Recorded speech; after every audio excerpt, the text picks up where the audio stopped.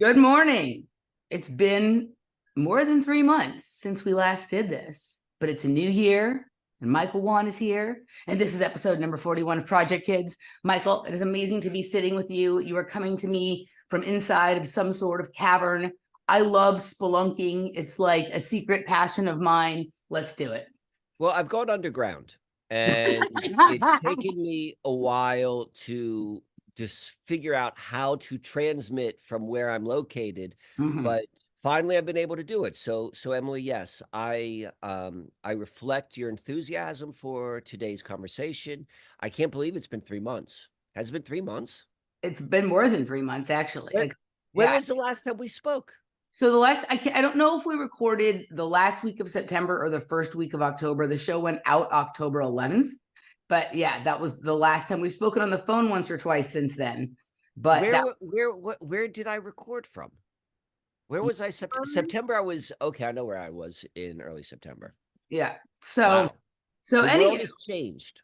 the world has changed. My world has changed, I There's a suppose. fantastic amount of earth porn going on behind you. Like if I didn't know better, I would be like, Michael has built himself a grotto that only could rival Hugh Hefner's supposed grotto. No, I mean, I think the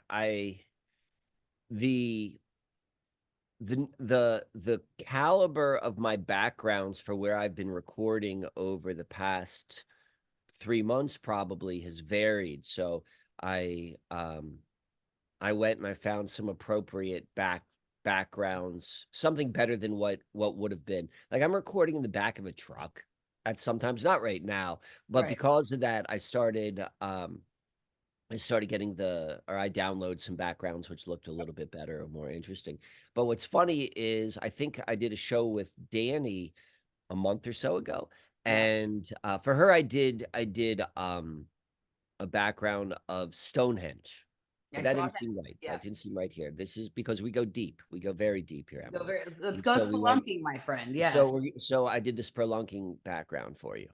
So, all right. Well, actually, like you know me, I love the underground, right? I love the underground. Like that's my music, that's my parties, that's kind of the way I like to do everything. And to me, there's like no more fantastic idea than the style of techno that I like in a location like where you're at. That would be fantastic. Like the amount of the kind of resonance that would be created in there, right, would be definitely like highly interdimensional, right? Like the ancient ancestors from the past who dwelled in said caves would find themselves moving towards the speakers as well, right? So, or maybe emanating from them. So, yes, I love it. If my memory's correct, I want to say one of the Matrix movies, like that was a scene in like a cave environment and they had a huge party. Does that sound familiar to you? I I've never watched most of the Matrix stuff. Like I've tried several times with the first one, but it's like the sleep programming kicks in hardcore. Right. Right. I remember like the first time I ever went to visit Laura in Colorado when we were first sort of getting to know each other. Like she couldn't believe I hadn't watched The Matrix. So she really wanted me to watch it. Right. And she couldn't believe it. Like I fell asleep literally 50 times. She kept slapping me and waking me up, and I could not keep my eyes open. Right. Could not keep my eyes open. So I have not seen the scene that you were speaking of. But So the only I've seen the first Matrix film quite a few times, I suppose, but the other ones I can never watch. And but I do remember what you just described. So this is like the scene, and I think this is Matrix 2, and oh, you that's can go and see about. the underground cave. Go to end. What are they even asking you? Reject all, reject all. Reject all. All right. Mm-hmm. There we go. There's your underground Yep. party in the Matrix Yep. world. I like it. I'm going to have to do a little investigation. All All right. right. So So, where are we? What's going on? well, I think there's a couple of things. So, I did catch a few minutes of both your appearance on Alpha Vedic And I was at work, so I was able to tune in for a small part. And some of the things that you were talking about there, like, resonated both as where I'm at with things, but also what I would let some of the stuff I might like to talk about. You didn't go deep into the thing that caught my mind there, but I want to. And then I didn't see the show you did with Danny, but I saw the clip she posted on YouTube, and there was something that you said in there that is also something I'd like to sort of explore. And I would also like to sort of, recount any meaningful tales from our wanderings since last we spoke, my friend. All So, right. so Well, how I'm does gonna that? let you lead and I will follow. So where should we begin? What All right. question? So Where? let's start with that, what you were talking about on Alpha Vedic, that sort of resonated, highly for me. Um, and I can't remember what the question was, but you were talking about, the sort of phase of having rejected any sort of mainstream or view that comes from authority, right? Like that ship sailed a long time ago, and that you've already spent a lot of time going to sort of like the anti-authority, like the equal opposite sort of narrative or explanation for things. And like ultimately, that hasn't gotten us very far either, right? And so instead, you're much more interested in sort of observations, or experimenting around to like what actually works, like what actually makes sense as a way to orient yourself in this world, right? And for myself, same thing. I've been it's becoming more clear and more crystallized, and I think we've gotten to the place where either this is happening at a more extreme level, or just my awareness of it has become at an extreme level. So it's been this way for a long time, but because I was doing it also, I couldn't see it. But the further I back away from it, the more obvious it becomes. And that is that the counter narratives, right? The sort of extreme opposite counter narratives that explain what may or may not really be going on in the world have become a bigger waste of time than the mainstream ones that that our rejection of first started us down the path that landed us where we are right now, right? And you made some comment about that sort of was like, I would like to talk about that with him, because that has been my highest observation, and I find myself equally or even more in rejection right now of a lot of the more pervasive, and even some of the less pervasive but very seductive, quote unquote, counter narratives than I've ever been before. That doesn't mean that I'm buying the main narrative, right? Like, I think they're both wrong, right? They're both, they're both sleep medication on some level, right? And I think one of the things that happens is like, you become aware, if you are a propagandist or someone trying to parse and divide and control the world through narrative, that there's just always going to be people who aren't going to buy like the main thing that's being sold. And those are the most difficult people to deal with. And so you have to come up with a highly seductive alternative explanation that will keep them busy pecking away at understanding that for a really long time. Both of those things are, I don't want to say incorrect, because I think part of what's so seductive about so many of the conspiracy or alternative or counter narratives is that at a very important level, they are true, right? But they're not the point. And so if you can get a bunch of people, inquisitive people, fighting hard to prove some reality, some truth that is based in fact, but the fact that that is going on is not the purpose of the distraction, right? Like, or whatever it is. There's something else that you're not looking at because you're spending so much time with that has been allowed to progress, tremendously during these years where we've been opposing, mainstream levels 1, 2, and 3, and spending a lot of time, like when you're spelunking, when you're digging out caves and moving around down there, you waste a lot more time than you spend finding the glory hole, if you will, right? Right. You run into a lot of things that ain't what you're looking for, right?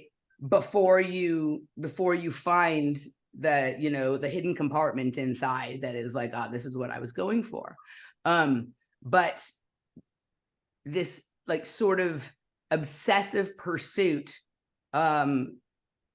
down paths that haven't really gotten us anywhere, even if it's true that at the bottom of that path there is something that is really happening that is wrong or that is interesting or whatever it is, right? Like I've become, and maybe this is just the part of, I don't know if it's part of, like, when I say getting older, I don't mean it in an aging way, but having more experience and valuing your time here more, or if it's a part of like how hard I've been working for the last couple of years and really wanting to have something to show for the work that I've been doing, as opposed to just like toiling away for no purpose. Right. But anyway, so that's kind of where I've been at. And the way you stated whatever you said, and it was a couple weeks back, so I don't remember the exact thing, but you literally said, like, turning to the anti-authority hasn't gotten me anywhere. Right. And that resonated highly. So I thought we could sort of explore some of these ideas. All right, all right. I don't even remember. I mean, the words they come into my head and they come out the mouth, and then it's as if they never even happened. Um, I think one you of were describing your process with using the starboards and learning ah to track like cycles and the things going on around you your own way, as opposed to you know, the mainstream system tells us to keep track of right, world events this way. The anti-authority says there's like these three methods that are secret and hidden and suppressed, and so you should do it this way if you want to know the right. truth. And then you're like, all I can do, and this is like the point of sort of where I want to go with it, though I want to discuss some of what I just said, was that the only thing we can be sure of is there's an internal reality and there's an external reality, and they're connected. And this vehicle that we're in, both the physical parts and like the Right. non-local parts, is sort of the interface or the thing that Right, right, right, right. Okay, okay. Now I know exactly the context, and I think it's fascinating how you extrapolated that beyond just like talking about astrology and moving it into something a little bit more broad. Um, so yeah, like that's really been what like I think that for me that's both like a literal um practice, which is like you just described like an inner world and an outer world, and what the matrix is or the paradigm, they're these lenses in which we're going to go and define how they're connected. Like that's what I was saying when I was talking about astrology. I'm like, they give you like, this is the tropical model, and this is sidereal, and this is western, or this is Vedic, or this is 12 sign, this is 13 sign.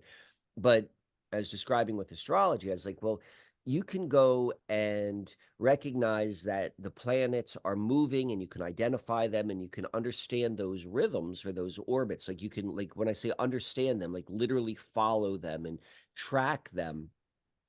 And you can do that without that medium of interpretation, which is what all of these cultures are. And what I've discovered is like something else kind of happens when you step below that model which was given to us for like how we interpret it. And then from that process, like, some this other thing occurs. But you're absolutely right. Like applying that out, like even greater than just astrology, has led to like, at least where I am right now, I don't know if that's necessarily like a a good thing or a bad thing, but it's a real thing. Like one of the things which I've been very aware of over this past year is both how supported and how strange this lifestyle this past year has been for me. And that has all been the byproduct of just like taking it one step at a time. And if anything, like if I'm going to interpret it, I'm going to interpret it it looking backwards as opposed to looking forward, you know, without like, okay, you're giving me a lens to interpret this. Well, let me go and look back and see what happens, and let me go and identify what did happen. So that's been, I guess, my initial thought as it relates to, you know, that as a practice or as an approach. So a couple of things. Yeah, that the way I would say it, like, because I'm one of these people who like, well aware of astrology and certainly find its value and its use, as like many people I've worked with over the years as co-hosts and whatever different shows have been astrologers. It isn't one of my main interests. Like, it's not. When I first started looking into it, like, that's not a language that I sort of understand, right? And so the way that I work in the world is just with something different. But what you said about all of those systems, they're ways of interpreting these cycles. And this is what I find myself completely in sort of rejection of, is like, I have an experience, and then there's an external system created by someone else that tells me what that means. Like, I don't need someone to tell me what my, and how I really started thinking about this was with the extreme push for legalization of psychedelics and things like that. Like, the push is towards giving power. Like, sure, they'll be legal, but the same fucking white coats that have fucked up everything else will be in charge of them. And of course, they'll synthesize a version that isn't the natural version, right? They'll have you take it in settings and locations and under conditions that like aren't ideal, and then you'll have your experience and they will tell you what it means. Mm. Right. And I'm in like huge rejection of that. I don't like this idea of guided experiences that way. Right. That's completely different than like having somebody sit with you if you've never done it before and you want to make sure you're okay. Right. But when somebody starts telling you, like, you're having the experience, right? It's different if you go and decide to do research on something you saw and put together some research to explain what it is. But if somebody's sitting there that you believe is the authority because they know more about this space than you do, and they tell you what that meant, that just ended your explanation and your like ability to sort of engage with whatever that experience like was at the moment, forward and backwards in time, right? And that feels like the same thing you're saying about the astrology, is that there's this whole collection of information to tell you what it means. And you're pretty like, you, let's just say the way you're keeping track of your stuff, you notice that like whenever the sun is in this position or the moon did that last week or whatever, like I have the same weird thought, or like the same cycle plays out in terms of my relationships or whatever it is. You don't need someone to say what the significance of that is, right? Like, you're experiencing it. You noticed that there's a match. And so then you can begin playing with or testing the third time or fourth time that's going to happen. I'm going to play it this way this time and see what happens, right? Where there's these systems out there that are front loading you on, this is a good thing, this is a bad thing, this is how you should use that time, that's how you should use that time. And that is all part of subsuming people onto the highway instead of allowing them to explore the back roads themselves. Uh, okay, yeah, yeah. Let me there are a couple things I wanna respond to that. So the first thing is uh how I practice astrology, and I'm very particular about that word. It's a practice for me. It's not an interpretation. I don't exactly do what you just described. I don't like, oh, this the planetary configuration is this, and let me go and look and compare to my life. It's not what I do. I follow the orbits. I build on the starboard with this one purpose. I'm like, well, let me put my mind without thinking about anything, but know that this is actually happening in reality, and just live my life. Because what I'm doing is I'm linking my consciousness with that cycle, whatever that cycle is. It's at least an observable cycle, and allow life to kind of unfold. And if anything, I'm using the actual events in life, and like, you know, our normal synchromistic of like, you know, looking at movies or looking at the strange things we see, like that's really the feedback, which I personally find is so much more fun to play with. But it is, and I'm going to run with your legalizing psychedelics example. it's the reason why how I use astrology is a way of ensuring that the unfolding of my life is outside of a predetermined cycle for what my life should be. Or at least I'm gonna be like, well, whoever built the planets, I'm at least gonna say, well, they're like 5 steps ahead of me. So I'm at least gonna go with that, because like I'm gonna surrender to that. And what you said about the psychedelics and the white coats and where it is, where we are right now with the legalization of it, um, in my opinion, it's very similar to what we were talking about, what you said beginning, like this bounce between the authority and the anti-authority. And it's like, illegal, you can't do this, you can't do this. Now it's legal, now you can do this. And it's like it creates all of that tension, or of the desire of, I want to do it, I can't do it, or I'm intimidated. But the truth of the matter, this is what psychedelics does. Like in the most like unsexy way, this is what happens. It allows for a cleaning of the slate of like a lot of your neural pathways, like your internal definitions of like your anchors or your triggers of your events. It allows you to go back to scratch, and in the right setting with like maybe the right sort of guidance, or even if you're like skilled enough by yourself, like that can be a very powerful tool. And as you were saying, like in the wrong setting, like, it's basically Clockwork Orange. It's like, yeah, I'm gonna restart your brain, but I'm gonna go and I'm gonna define what your new interpretations are. For me, going and using the starboard and looking at astrology is a technique so that I'm always going back to like something without any definition, without any sort of interpretation. Like if I used a Vedic or a Sidereal or a Western model, I'm going back to that interpretation of life.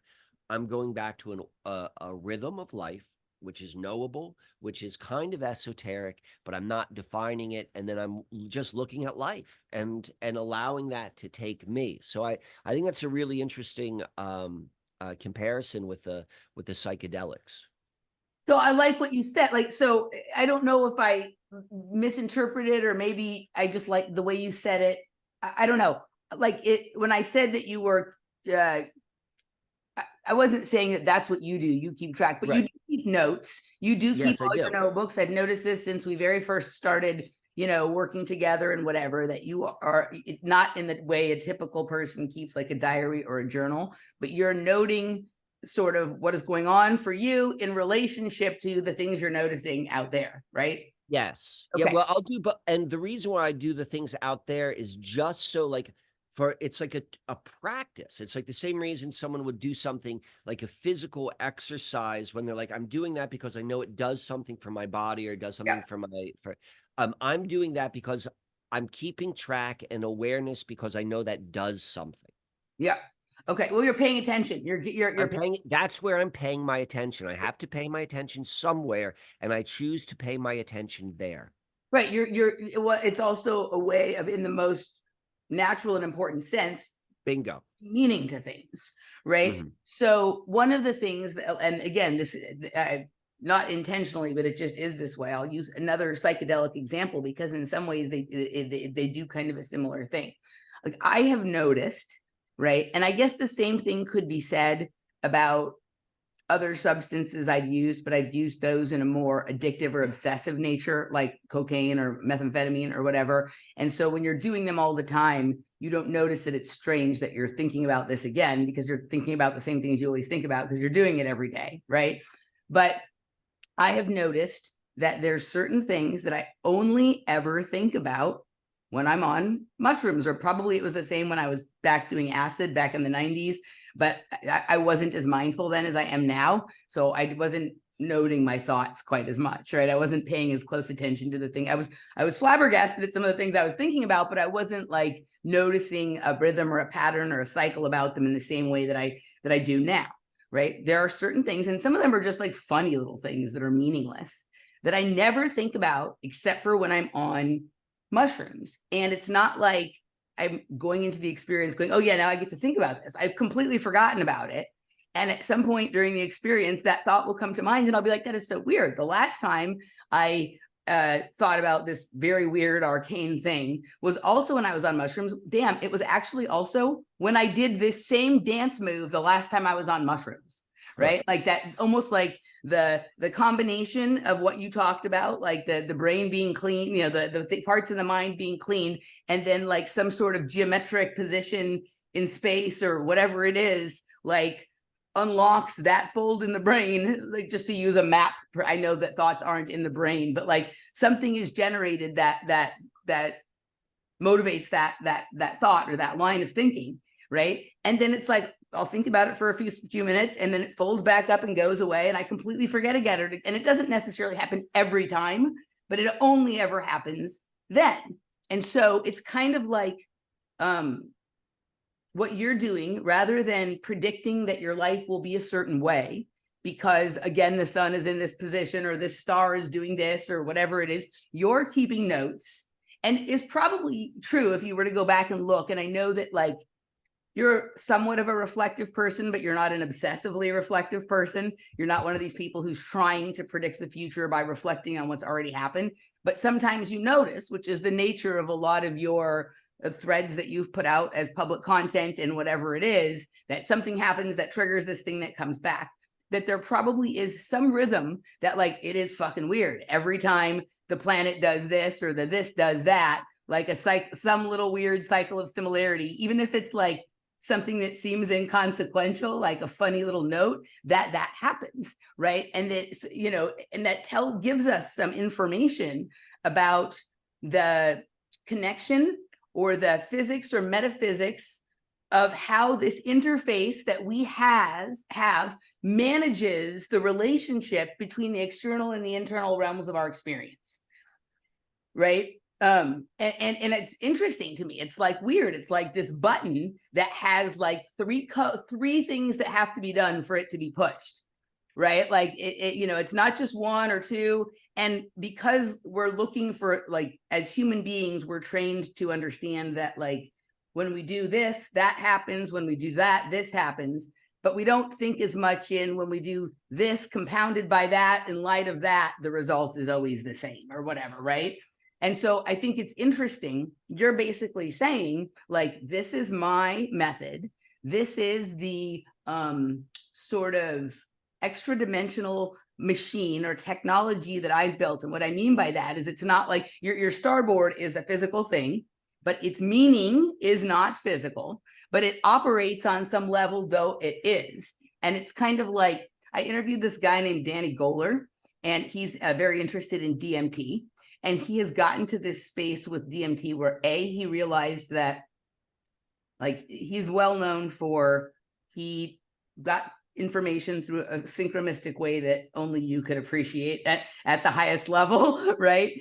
He got this information to build a specific kind of laser, and then he would shine that laser.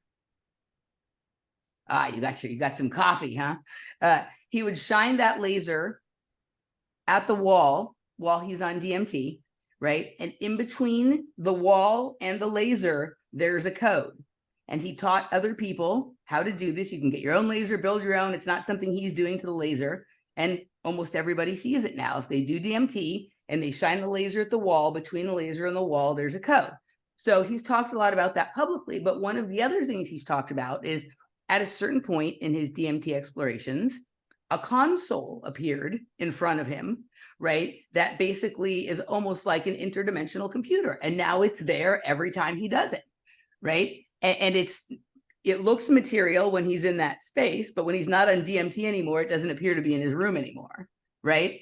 And it's almost like the star, you know, while he's there, it's giving him information. Now, your starboard is in the material realm, right? But the sort of cycle, the mechanics that you're using it to sort of track the operation of are outside of the visual realm, but you're getting information. It's you know, like it also is an interface. Your body is an interface. The board is also an interface. That's your personal thing. And sure, you show other people how to use it and you do it for them. But basically, like, you built this as your time machine. Like, this is the way that you travel through whatever this experience we have is, right? And I think that is the you know, and everyone does things their different ways. Some people have physical things that they build, others have like ways of seeing things or thought construction or techniques or practices that they use. But I think like that is really the only point, is making your own way through whatever this sort of collection of external and internal impulses and stimuli are, right? And that's much more interesting to me, that we all be doing that and can tell each other about what we're doing and how we're doing it, and learn from each other and take inspiration from it, and also be able to explain it in a way that is interesting and compelling, like fun stories to tell each other, but us not all decide that we should all do it. Oh, your way is good, I'm going to do it your way. Like, take inspiration from it, but then find your own way, right? Instead of sort of having to create this, like, well, if we're not going to understand the world this way, then we have to really understand it one or two or three other ways, right? Like, if we're in this sort of unique perception and then perpetuation of self throughout this experience, that is uncontrollable, right? When we decide that we, you know, need to sync up to the level that we're all running on some system, right? That even if it's not like the one that most of the authority is telling us to do, some alternative authority we have subscribed to in our attempts to reject that has recommended this. And so then, like, all of the pathways are leading towards that, right? Then, you know, 3 or 4 different ways of doing things isn't variety. Like, an endless array of ways to play is what I'm going for, right? Does that Right. make sense? Oh, yes, and there's a whole bunch of things I wanna respond upon. Um, I've already forgotten half of them.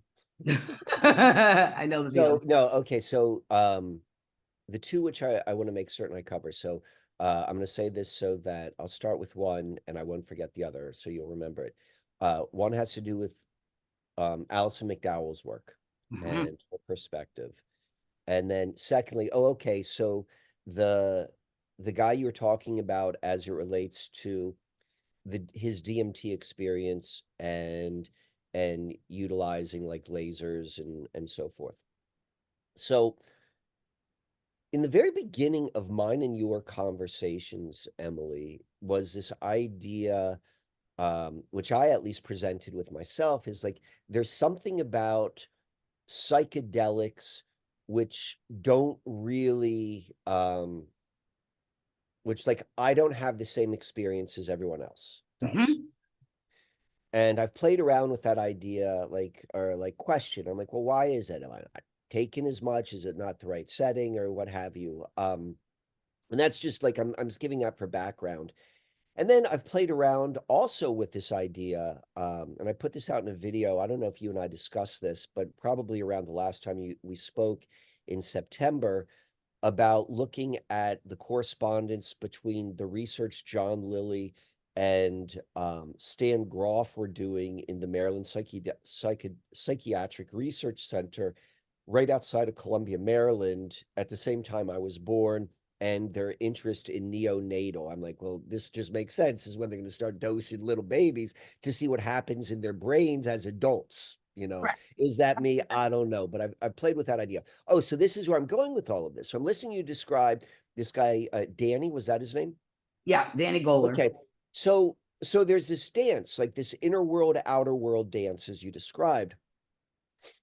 And when you take a psychedelic, when you take a substance, you're affecting your inner world and its effect on the outer world. And it seems like, yes, like he and I are doing the exact same thing. So that it's the same technique of being able to understand and maybe like reset that relationship, or at least the interpretation of the inner world, outer world dance. But I'm not doing it by taking a substance. I'm doing it by creating an outer world substance, if you will. And so because of that, I don't exactly have that inner world subjective feeling. Like my life is that. Like that's what my stories are psychedelic, but I'm not having a psychedelic experience.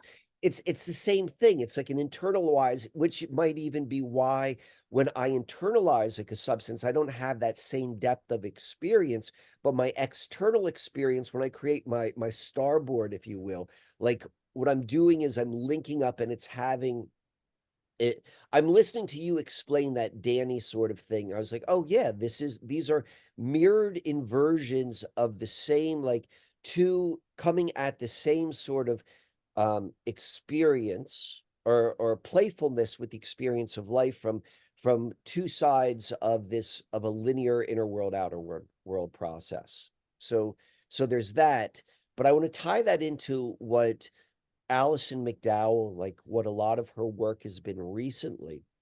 And I've really enjoyed, apparently Allison listens to some of our shows and she sent both of us, like she's copied both of us on some of her responses or her inspiration or her like, how her angle of what you and I are talking about, how she sees what she's seeing from her perspective. And I love it. So if I agree. Allison's watching I this, like agree. it really, really is impactful for me.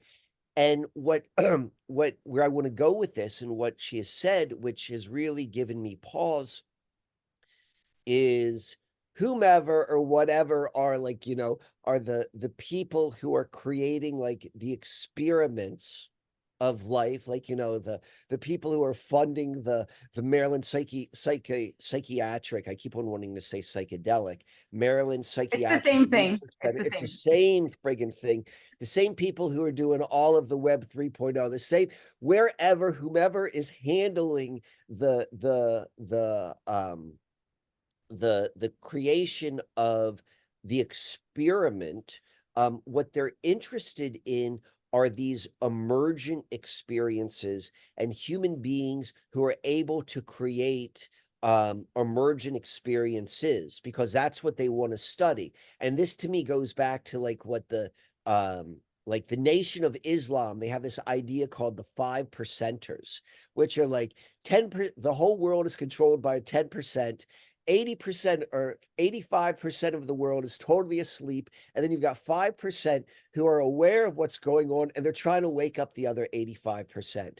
So that 5% are these emergent human beings, like are having emergent experiences, which Allison is saying, like, hey, this is what everyone's interested in on that next level up, whomever, whatever they're trying to do, is they want to see what are the people who are going to go and recreate or create, throw away all of the rules, who've come to the realization of just what you've said, Emily, of like the authority and the anti-authority, like that's not where it's at. It's like, can I create my own independent way of having like a life experience, whether that's Danny saying like, oh, I realize that if I take DMT and I look at a laser, then suddenly I get to do this other thing. Or if it's me who's like, oh, if I go and I take a starboard around wherever I am and I line it up to where the planets are, weird ass shit happens in my regular life, not while I'm dosing, but when I'm just living.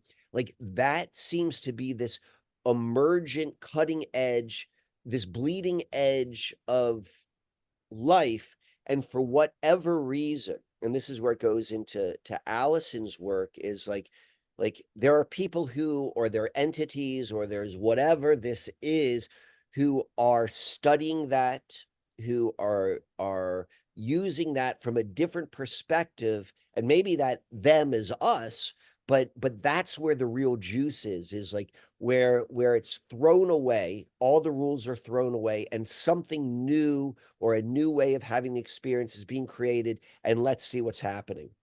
Yeah, no, I definitely, I have, I wouldn't say regular, but frequent on some level, back and forth with Allison. And sometimes I feel bad because I'm just unable to keep up with the amount of material, right, that she's able to sort of move through, but it's work and other stuff and whatever. But 100%, she completely understands like what you and I are laying down. Like when she and I had some conversations early last year, and then we did a show together, actually, right? Like I kind of, explains to her my perspective on things, and then also sort of what some of our joint kind of perspectives were and some of your personal sort of perspectives. And I think she was playing with it a little bit then, but I think the factors of her life from last year, the things that happened sort of moved her into, oh, this is actually like a little bit more of an enjoyable way to sort of look at this experience than some other ways. And I've noticed that she's like, for all intents and purposes, like been playing the glass bead game a bit, right? In her own unique way. But I listen, I sometimes intuitively get, go listen to a few minutes of this one that she put up, or this one, right? And there's always like a nugget in there. And some of the way, I think it was her Arkansas Odyssey video one, like the conversation in the first 20 minutes there. And she was talking about kind of exactly what you just described. And she was relating it to a book by Oliver Reiser called Cosmic Humanism. And I think he's more famous for his book, The World Sensorium, but he has one called Cosmic Humanism. And when I looked up what that was about, like, and sort of the way she described it, that's completely like what I'm doing when I'm having experiences the way I have them. And you're right, people who are sort of good at, I think what it is like some people are particularly good at interacting with the field. And so, and then grabbing pertinent or interesting or colorful information from the field and being able to report back on it in a way that is meaningful, right? And everyone does it a different way. Some people do it with tools, whether they built them or someone else built them. Some people do it with techniques. Some people do it with substances. Some people do it with combinations thereof. Some people do it with dance moves or exercise, whatever it is, right?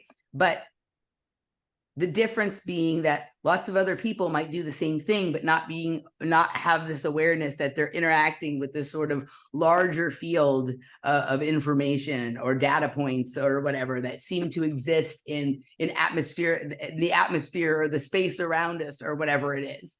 And it seems to me that that's like the experiments that you're talking about.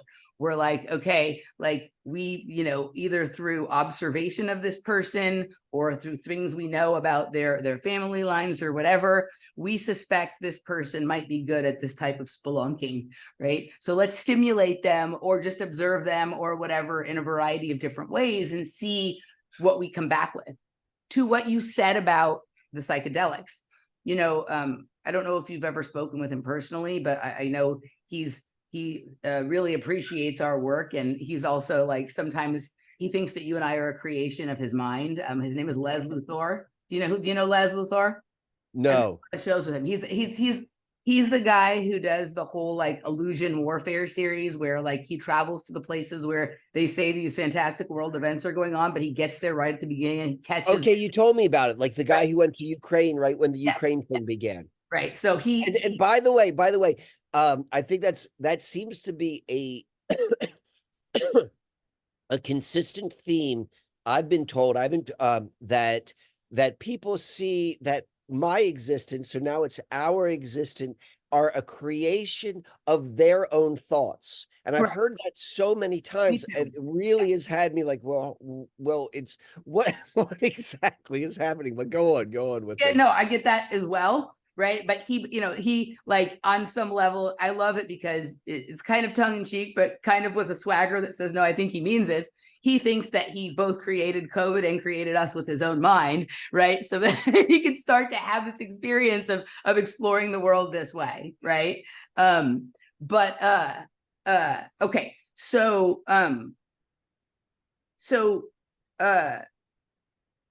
He also does not have an effect. He doesn't have any effect from psychedelics, right? He's taken like at least the ones that he's tried under the conditions. Now, some people I know, there's two things going on.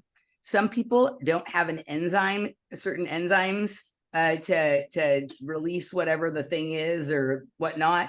And so that could be partially an explanation for it. The other thing is that you could be having a trip. It's just in a different way than other people. Like you could be like some people, like they're having something go on in their brain and in their bodies that is for them producing some content, whether it's visual or like auditory or in their imagination, that they think is the point, right? But the same thing may be happening in your body, but for you, that doesn't provide information that way. But it does something. It does something in resetting in the same way you talked about, or generating some like new process or sub process in the body or consciousness, that the information may come for you at a later point, right? Because even though you don't have the same reaction, you still over many, many years have continued to occasionally take them, right? Yeah, definitely. Let me just like respond to that before you go on. I think that's what that is my interpretation of what happens to me. And the reason why I say that is because that happens to me when I'm dreaming. Mm-hmm. That's what he said too. I think that I'm awake. Like I'm like, oh, I didn't sleep at all last night. But or I think that when I'm dreaming, I'm just thinking. Like I'm not asleep, but those are actual dreams. The dream experience does not feel like something that's different than the conscious experience of me, like, oh, I'm awake and I just have my eyes shut and I'm still. Like, no, I'm actually asleep and this is like REM dreaming. Like, certainly there are other dreams which are clear. The psychedelic experience feels so natural to me, or the transition, like it's not as extreme, or there's something where it just feels more like it doesn't feel like it's an altered state of consciousness, but it undoubtedly is. And my waking reality seems to blend with it. They don't seem to be as extreme. They seem to be closer in similarity. Perfect. So one of the things that I've noticed about myself, but B, everyone who I've ever, at least in the sort of more recent years, had a psychedelic experience with, they're shocked by how I seem to, like when I talk during the experience, it sounds exactly like I'm doing a podcast. Like there doesn't seem to be any difference between my ability to navigate the normal reality and then that space that leaves them in a place where they feel like they can hardly talk or they can't make sense of what they're seeing or thinking, even though it seems fantastical or whatever. And for me, how I'm able to just sort of like carry a thought or a narrative through and talk about it in a way as though it's the most familiar thing to me, period, right? So it's kind of it's a different version of like the same thing that you're sort of describing. Like it feels very, very natural to me, and in some ways even more natural to me than what we call like regular everyday life.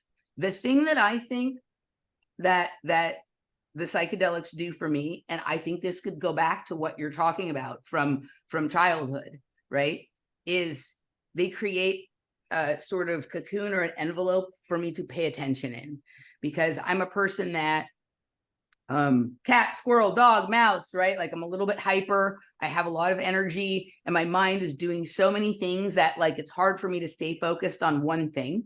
But for some reason, when I'm in the psychedelic experience, I'm very good at like fully being present in that experience, right? And catching all of the little details and bits of information and whatnot in a way that is different than my regular way in the world, where I am distracted while I'm driving, or like, trying to do too many things at once. And so like missing something that's right there in the face for me, right? So it creates kind of a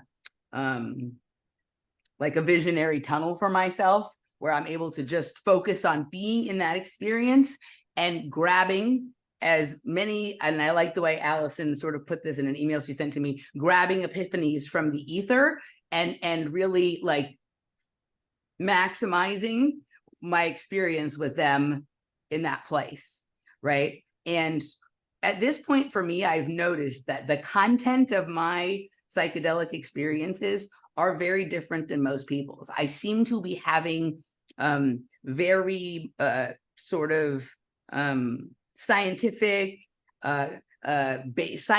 types of experiences, right, as opposed to emotional types of experiences, right? I'm coming back with ideas or information that advance my understanding of things that I don't normally know about in my regular life, and that aren't just sort of super abstract or stuff of like the dream or mystic realm, that are like more, oh, like that literally I just saw the process that they've been, working on at this underground laboratory for, off the books for this many years or whatever it is, right? And so I think that lends to what you were talking about, though, about the point of the research of Lilly and Groth and whatnot, right? Like there are answers that they don't have to questions they haven't thought of, that some people are good at sort of grabbing from space and then helping them sort of lay out the process to make that reproducible or to achieve that end. You know what I mean? And that is, then knowing that, those people knowing that is different than the way you or I know the information that we grab, right? And you might not grab it during the psychedelic experience, but sort of the whatever's going on in your body or brain, right, has sort of opened this space, maybe, and it maybe not even that, it may be other practices you do or just the nature of who you are, right? But it's sort of a tool for extracting the point of things. Does that make sense? Yes. Yeah, it does. Yeah. So I'm not a person who's like, everyone should do psychedelics or everyone shouldn't or whatever. And I don't, it's not the only way to grab that I grab information or whatever. It's a particular way, right? Like there's a set of stuff that is like outside of my normal set of stuff that likes to show itself to me under, or likes to open itself up to me if I'm interested, right? When I am resonating with that frequency. And it's a different set than the things that were opened up under LSD or methamphetamine or cocaine or exercise high or eating spicy food. Because I notice these things with I notice same but different things with those conditions as well, right? Do you ever have, do you have like some weird like food or yoga or like some place you go that like every time you go there, like it does this sort of weird thing that doesn't happen anywhere else or with anything else or whatever it is? No, and I'm not aware of it, and I think it also goes back to like the same theme of I don't realize I'm dreaming. I don't realize I'm tripping. I Mhm. don't realize because I'm so in the moment Yeah. that it's only by looking back that perhaps I'm going to recognize it. That's like what all the synchronistic storytelling is like. Oh, look at all the stuff that happened now that I have a little bit of a space from the event, Yeah. like Yep. because Yep. I'm Yep. so immersed in it. Yep. So part of recognizing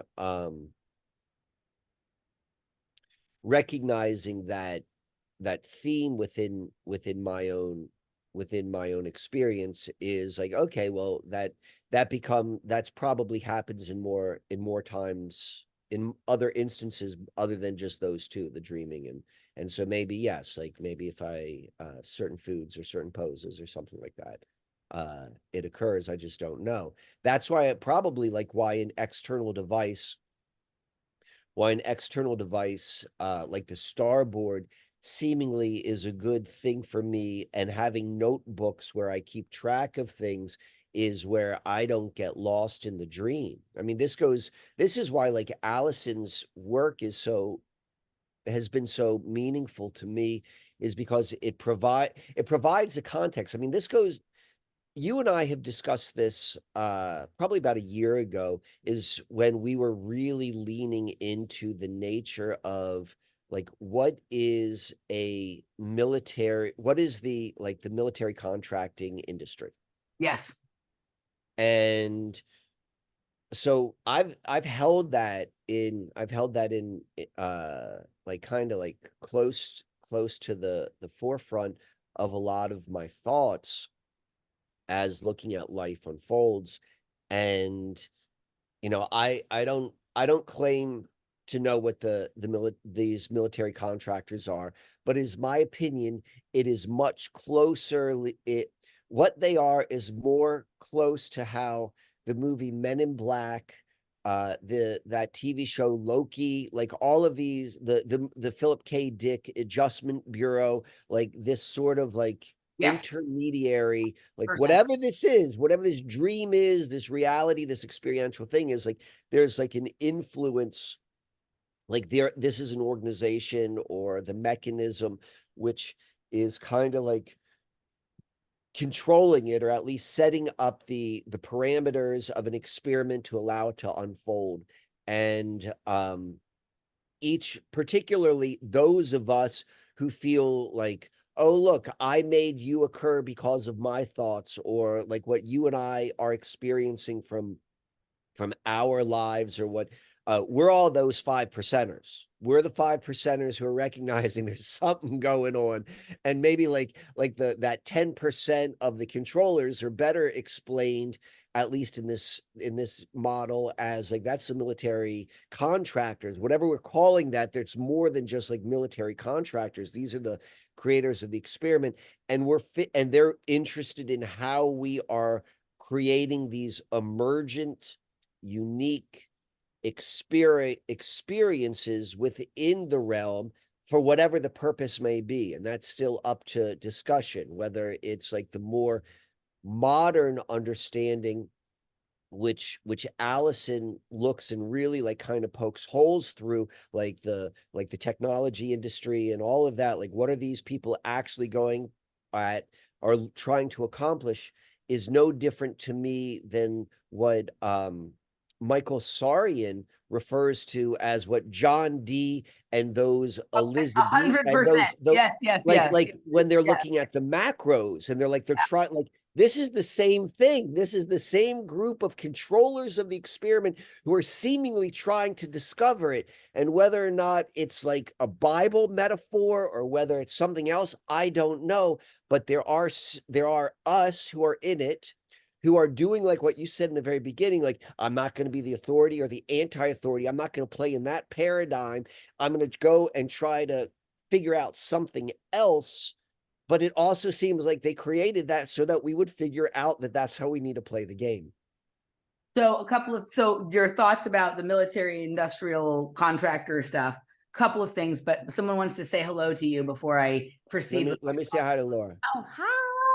How are Look at Laura. It's been so long. you? Right? Your hair is so long. I can't believe it. It's been a year That's since kind it's of like been a Brad cut. Pitt looking thing in the 13th month, whatever it was called. That's probably more close than less close. So good to see you. I'm sorry I'm not able to stay and listen. I've got stuff going today. So All right. Thank you for popping in, saying hello. Bye-bye. Okay, so interestingly, so to your point of what's going on, a couple of things. Since I don't know if it was since the last time we spoke, but since the last time we spoke about military contracting, I was like in the car with my sister, and we were talking about my uncle Jim, who died really quickly after my mom died. Like, that's my mom's brother. They had a very conflicted relationship, but she was talking about her phone conversation with his wife, whatever. But it's funny, I don't know why I never thought to ask these questions. I realized I didn't even know what he did for a living. My sister's like, oh, he worked for Rocketdyne and Boeing. Those are the two companies that owned the land in Chatsworth that I always talk about. I was like, right. Of course he did, right? Of course he did. And of course, that's probably the nature of the contention between them. That's probably the foundation of why they had a contentious relationship. What, right? Specifically, that he worked for those companies? Well, he worked for the companies, and like he's in the role of military contractor, and my mother and I would be in the role of like subjects that they were interested in, right? And that type of thing. That maybe she whatever those kinds of familial relationships and being sort of in different positions within the program create tension between family members, or you're not going to do that with my kids, or right type of thing. But I see them as it's a couple of roles. Sometimes it's the creating experiments, but a lot of other times it's just management or containment of the phenomena that they're studying, right? That there's something going on that is outside of the everyday perception of normal people, right? And there are people out there that seem to be either more keyed into it or able to key into it, right? And so they have these experiences. Let's see if we can like stimulate them or create them or control when they happen, right? To the extent we can't, let's see if we can manage the experiences or at least the awareness of them. And certainly let's contain them in a way that we can continue advancing our studies without the general public's awareness, right? So I think it's a many-fold type of thing. And I have something I'll talk with you about another time that is interesting and layers into exactly sort of what we're talking about here. But let's do this. I think maybe I'll put some of this out publicly. The last few shows have just been going to supporters. So let's take a break here. Okay. Real quick. Like, we don't have to take a break, but we'll split the episode. And then I want to talk to you about the other thing. Then we can go to the other thing that you had said when you were on with Danny, and sort of make that the discussion of the second segment. Does that sound good to you? Yes. Will you indicate what that second thing is? What we're going to go in on the secret side? So you were talking about that, not really being that mad with whatever the fuckery is that goes on with the internet, because like that was theirs, they created it, was always going to be this way, right? And trying to be like in control on some level of all of the experiences you have, like, okay, you're still using the tools of that world, but you're sort of in a relationship where you're kind of not dependent on them. Like whatever happens with them is what happens with them. And you're more interested in focusing the large amount of your attention on things that you create, or that people who are sort of in your realm of understanding sort of reality have created going forward, and the way you're moving through the world, like trying to lessen your relationship and dependence with the things that someone else created. Mm-hmm. Okay. So that's kind of like, are we good on that? Okay. So if you guys want to listen to the rest, patreon.com/offplanetmedia, projectkids.locals.com, or rockfin.com/Emily Moyer. And Michael, tell people what you have going on so they can come find you and join your activities if they so desire. Just right now, the only the best place to go find all my stuff is Linktree. So Linktree /Susquehanna Alchemy. I'll put it in the description. Okay, we'll see you on the other side.